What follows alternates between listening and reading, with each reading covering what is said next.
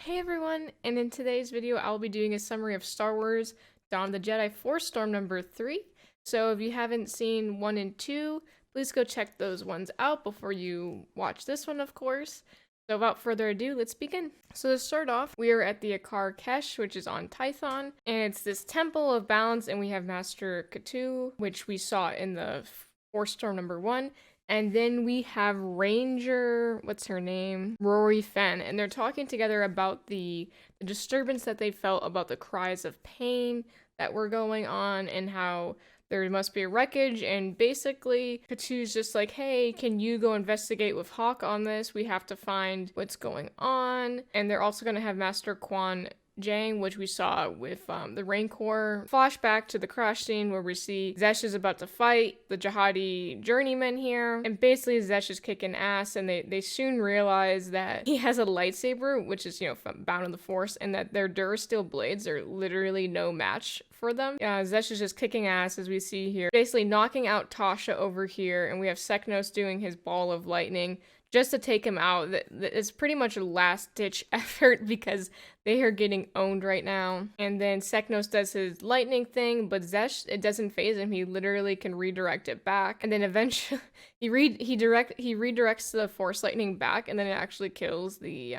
Rancor dragon. So Zesh is not taking any bullshit today. Shay gets really, really angry. Tasha's out of the fight, she's knocked out, so it's just Seknos and Shay versus Zesh, and then eventually Shay gets literally force pushed, knocked out or whatever, and now it's just Seknos versus Zesh. Seknos grabs Zesh's lightsaber, but he's like, oh, finally, I got the lightsaber, but he can't seem to turn it on, and so then he throws it to Shay, and Zesh is just like, give me back my lightsaber. Shay picks up the lightsaber, and Zesh is literally, shoving Seknos into, this acid pit-looking thing, but then Shay's able to turn on the lightsaber, and she's about to strike down Zesh when Zesh force pushes her away, and then uses the force on the ground, and, a giant earthquake thing happens, and then it throws Seknos and Shay off balance, and then Zesh runs away. So Seknos then goes over and saves Tasha from all these rocks. Then Tasha suggests that they should go meet up with the Masters to tell them what happened, and Shay's like, no, the Force called us here. We're doing this alone. We're journeymen. We're supposed to figure this out. Eventually, Shay and Seknos convince Tasha that they have to go after Zesh, and so they're gonna go chase him. Then we fast forward a little bit. We see Hawk Row with Ranger Fenn as well as Master Quan Jang,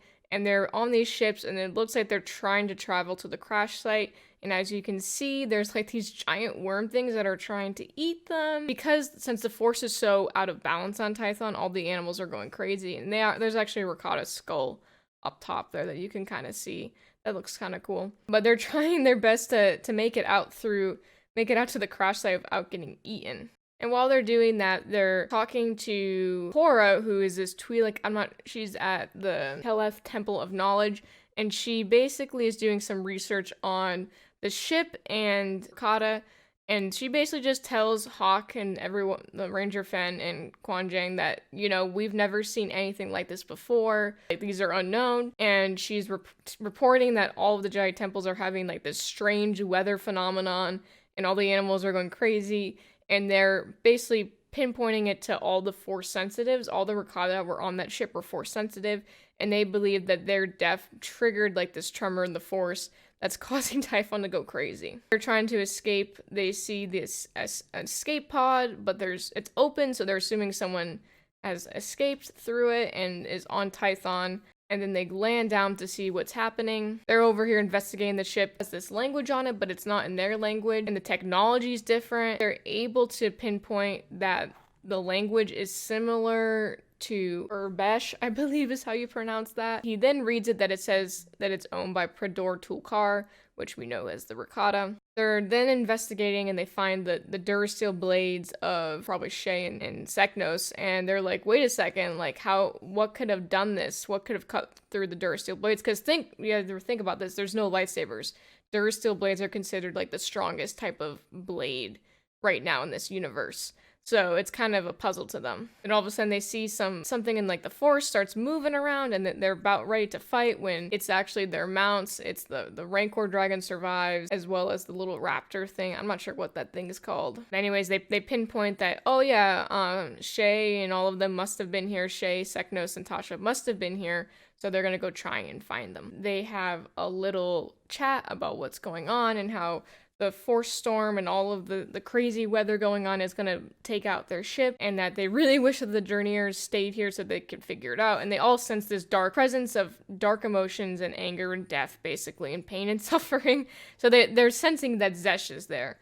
And they agree that they're going to take the Rancor dragon as well as the raptor, and they're going to go try and find Zesh or whatever this disturbance is in the force. Anyways, we then fast forward and we see Shay, Tasha, and Seknos. They're all fighting basically about Tasha's complaining about how the place is ruining her dress, and then Shay's just like, suck it up, buttercup. And then they keep following Zesh, and it leads them to the abyss of, I believe it's pronounced Ra, and they figured he's gone in there, which is this dark place this is the place that makes you go crazy if you go inside it. They're fighting, and then eventually Shay calls Tasha princess, and Tasha's not really, she's like, I'm having enough of this.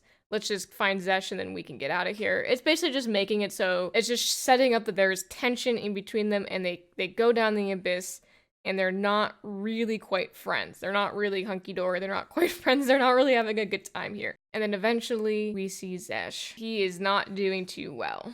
Zesh is pretty much going crazy. His wounds are damaging him. This acid stuff is hurting him, and his mind is going crazy as the further down he goes, because like I said previously, no one can go down into the abyss. If you go into the abyss, it starts making force users go crazy, and I'm pretty sure it's just knocking him out. He's trying to think of what happened on the ship, and he remembers that the ship exploded before it actually crashed, so he thinks that someone sabotaged the ship. I guess we'll find out later, but eventually all of the stress just drains him, and then he just gets knocked out. Next, we go to Bogan. We remember we saw this guy. He would sense Zesh, and Bogan is the dark moon of Tython, and if you only focus on the darkness, you get exiled to Bogan to basically see what it's like to only live with the dark side of the Force.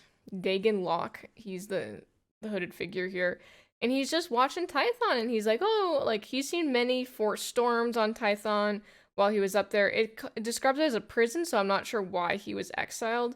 Usually, like, when they exile someone, it's because of something they've done that's from the dark side or something. So I'm not quite sure. I'm assuming he's going to be an antagonist in this series. We'll find out. But he's watching as the clouds are moving, and Tython is basically tearing itself apart, and everything's going crazy down there. And he senses power. So I'm assuming he's going to somehow try to get to the Rakata or Zesh and somehow team up with them, maybe, to gain some type of power.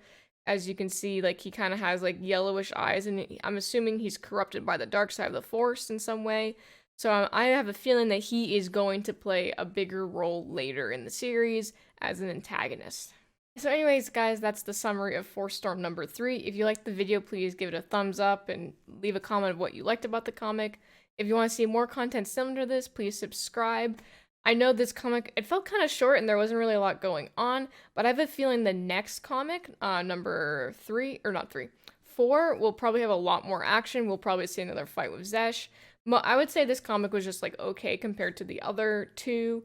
But I feel like this one's just kind of a bridge to what's going to happen, and I'm a little excited to see what the Rakata are going to do. So like I said, if you liked the video, please give it a thumbs up and subscribe.